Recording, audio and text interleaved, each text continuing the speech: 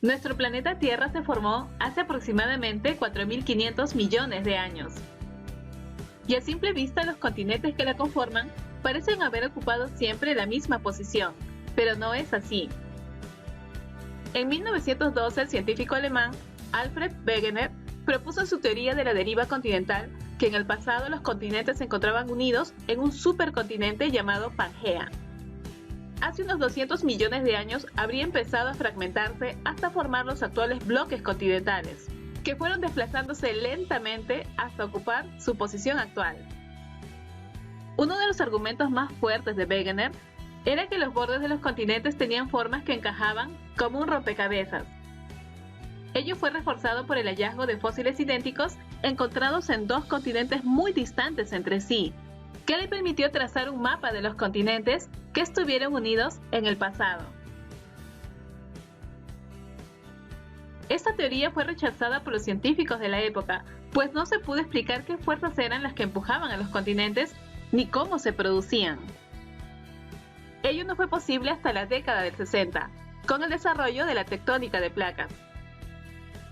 Según esta teoría, la corteza terrestre está fragmentada en varias secciones llamadas placas tectónicas, que se desplazan muy lentamente y en diferentes direcciones, impulsadas por el calor interno de la Tierra.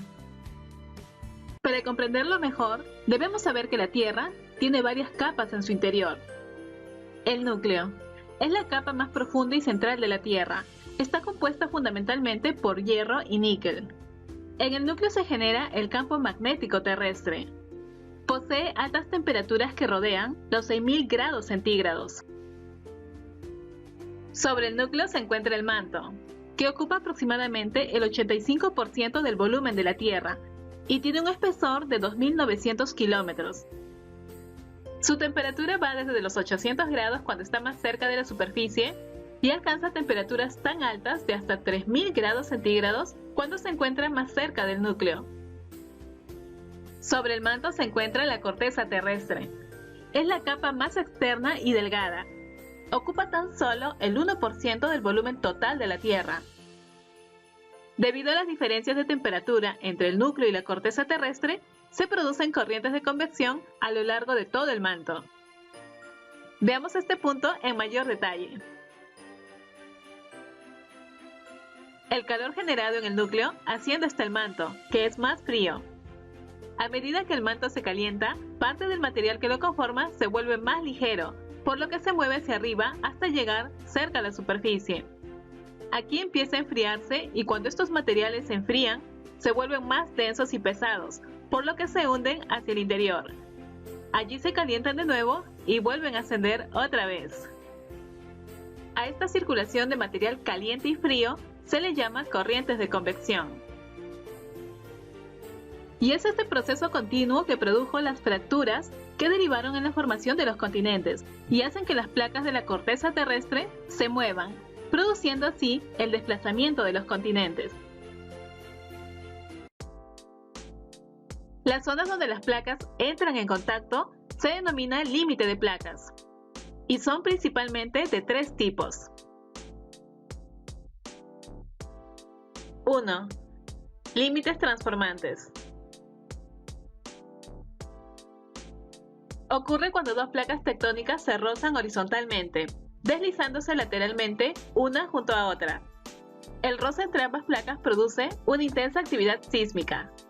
Un ejemplo de este tipo es la placa del Pacífico que se desliza respecto de la placa norteamericana, formando la falla de San Andrés, que se extiende a lo largo de 1.300 kilómetros.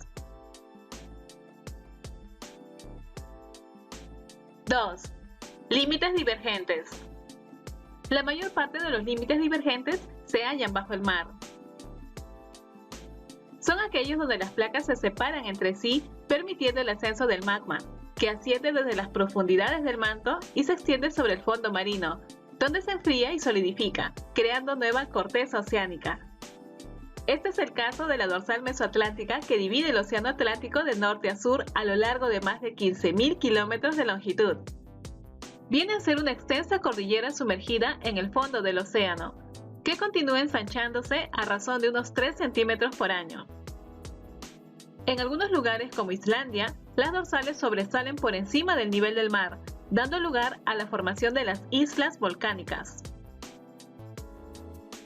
Y un ejemplo de límite divergente en zonas continentales lo tenemos en el Gran Valle del Rift en el este de África. Es una gigante fractura geológica que se extiende a lo largo de casi 5.000 kilómetros de longitud y que en unos millones de años podría separar el continente africano en dos. 3. Límites convergentes. Los procesos que se activan en el límite de placas convergentes dependerán del tipo de corteza de las placas que entran en contacto. Cuando una placa continental choca con una placa oceánica, la placa oceánica, por ser más densa y pesada, se subduce bajo la placa continental, generando actividad sísmica y volcánica. Un ejemplo de este tipo es la subducción de la placa de Nazca bajo la placa sudamericana, que formó la cordillera de los Andes.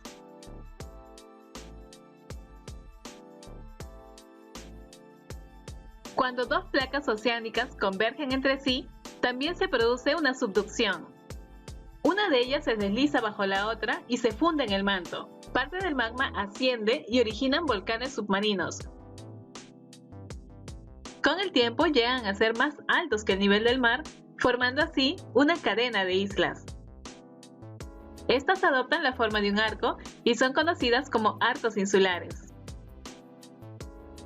Un ejemplo de este tipo es la placa del Pacífico que se subduce bajo la placa filipina, formando las Islas Marianas. Y cuando dos placas continentales chocan entre sí, al tener ambos las mismas densidades, no se subduce ninguna de ellas, sino que se comprimen y una de ellas es forzada hacia arriba, formando una cadena montañosa. Fue así que hace millones de años, la placa que transportaba a la India chocó con el continente asiático, dando origen a la cordillera del Himalaya, que tiene la montaña más alta del planeta, el Everest, con 8.848 metros sobre el nivel del mar.